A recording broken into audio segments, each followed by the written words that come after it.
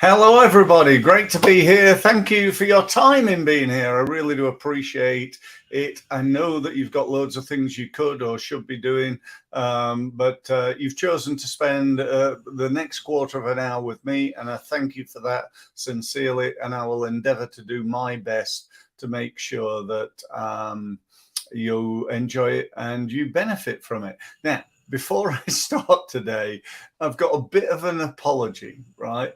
You see, I've got a bulldog, and if anybody knows anything at all about bulldogs, you'll know that they snore rather a lot. Now, my bulldog yesterday had an operation, quite a serious one, not like majorly serious, but you know, he was knocked out and stuff like that. So I've got him in my office today. He sometimes comes in here, but I normally manage to escort him out for the period that I'm doing this. However, I'll just show him you down here, and you can possibly hear him. There he is. There's my boy.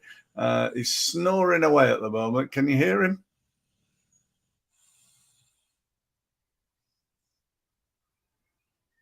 Oh, there you go. He's stopped. Oh, no, there we go. He's snoring a little bit. But anyway, if you hear anybody snoring, it's not one of my listeners. So just want to be clear.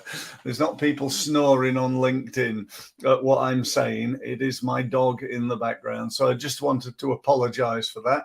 He is now a star of LinkedIn. I'll tell him when he wakes up. But anyway, we're here today to talk about not snoring bulldogs, but SEO, search engine optimization, often known as the dark art. I've got to tell you that, like a lot of things in life, there's a lot to it. If you want to learn how to repair cars, you can be like me and have a rough idea of a few things, or you can become an expert in it. But what I want to do is just tell you a couple of things that I think you can do as a non-SEO expert. So if we've got any SEO experts on here today, you're probably not going to learn a great deal, certainly not from me, because I am not an SEO expert in any way, shape or form.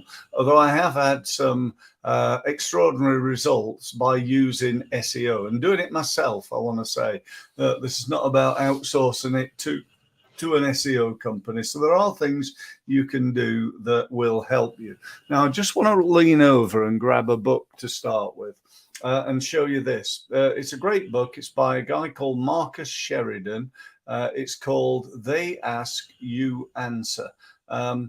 This, I would say, is a no-brainer. You need to go and buy this book. And not only that, you need to read this book.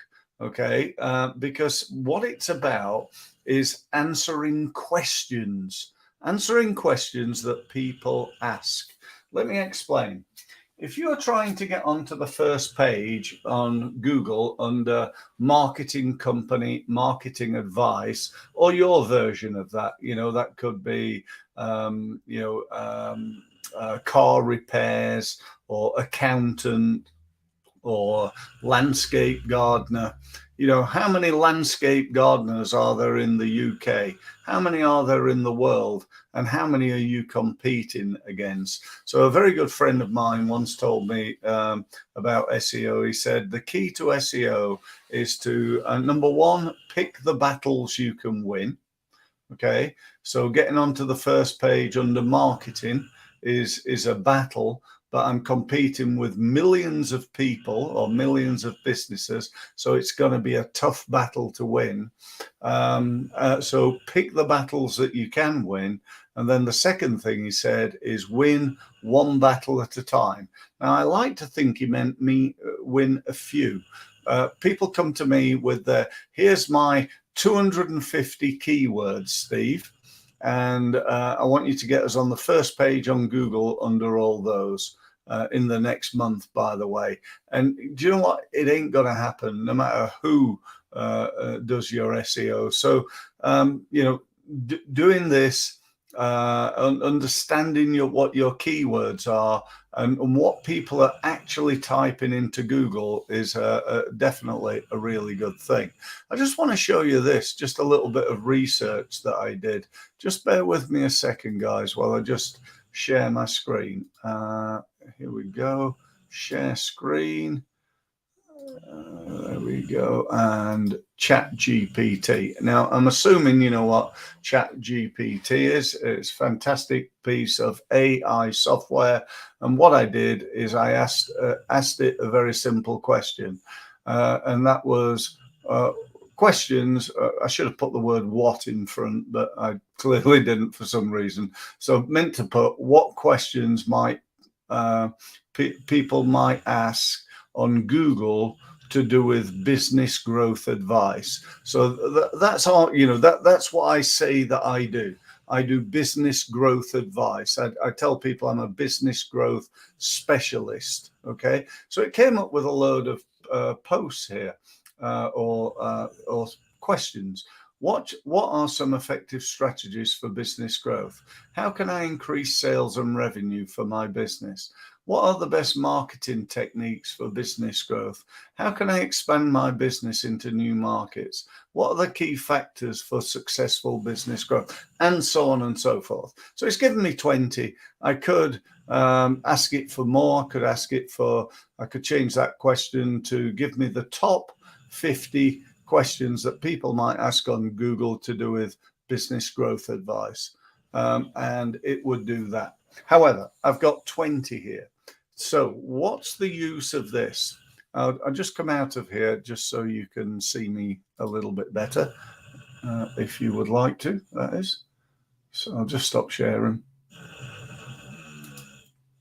Okay, so they're a group of questions. So what's the point of that? The point of that is that you create, basically you answer those questions. Going back to this book, they ask, so we now know the questions that are being asked, or at least we know Chat GPT's opinion on that. There are other places we can go to do keyword research and so on, but I just made it really simple, really easy for you. So go and ask Chat GPT about you and your business, and then you got to do this bit. You got to answer those questions that people are asking.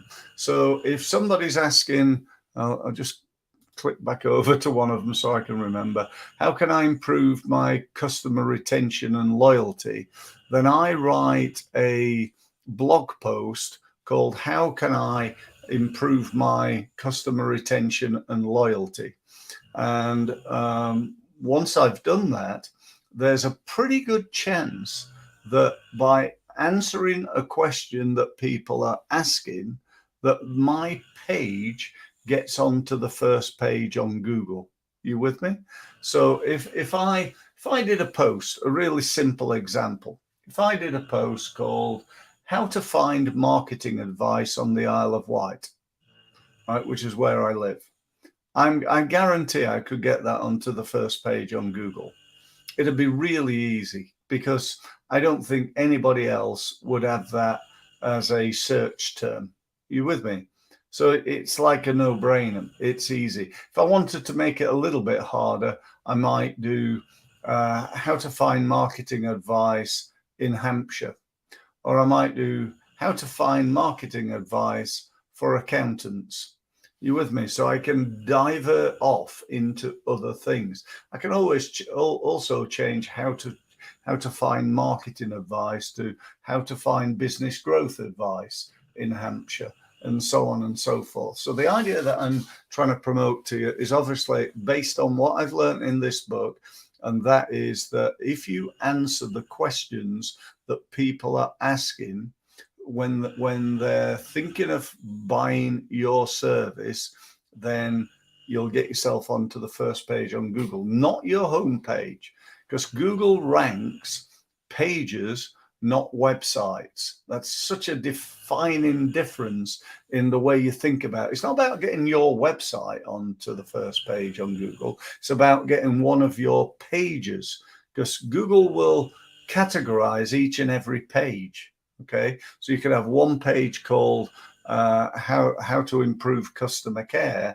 and another page called how to get more people to my website, and so on and so forth. So I could do that again and again and again and get good SEO from my site. So that's one thing. The second thing I wanted to talk to you about is around your current pages. So many people have pages on their websites that are called things like our services or about us. Now, from an SEO, from a people point of view, let's forget SEO for a moment. From a people point of view, on a scale of 1 to 10, with 1 being not very motivated at all, to 10 being ultra motivated, to 5 being average, well, it's okay. How inspiring is that page called Our Services? For me, it just couldn't be more boring than writing Our Services. It would be better to have marketing services or accountancy services or HR services. That's still a little bit boring, but at least it helps in terms of SEO. You with me?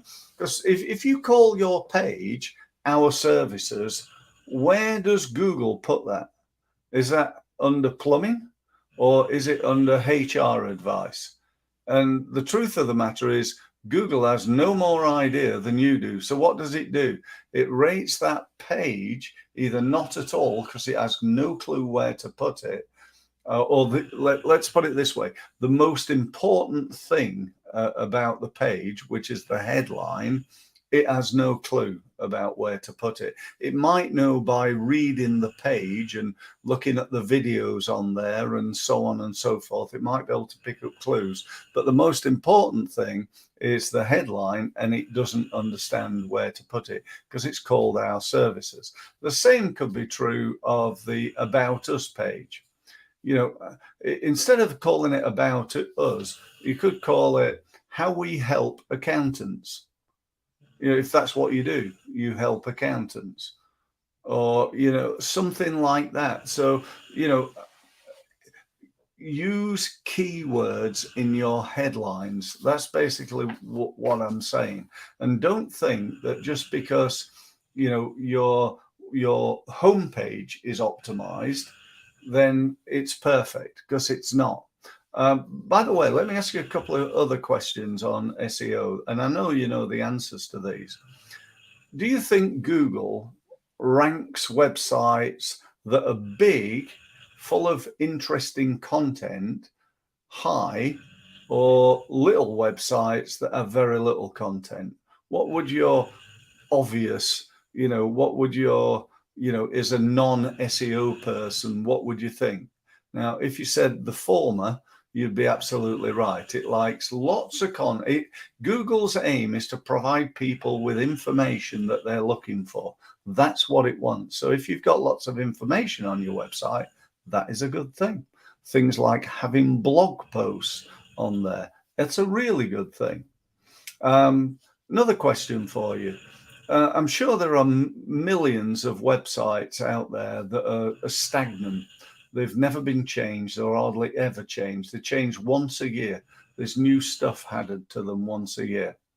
And there are other websites that have new stuff every day. There's a new blog post. There's a new page. Things are altered. Things are changed. Again, which one do you think Google rates the highest? Again, you know this stuff. You know, it has, you know, it rates high the active website. It loves new content. In fact, it even comes to your site more often to check it once it's established that you're always doing new stuff on there. So again, if you've got a website that's what I call stagnant, it's, you know, you set it up a year ago and you've hardly used it or changed it, then, you know, it's not going to be ranked as high as it could be if you were very proactive with its use, shall we say. So that's it. I think we're just about there. We got a couple of tips.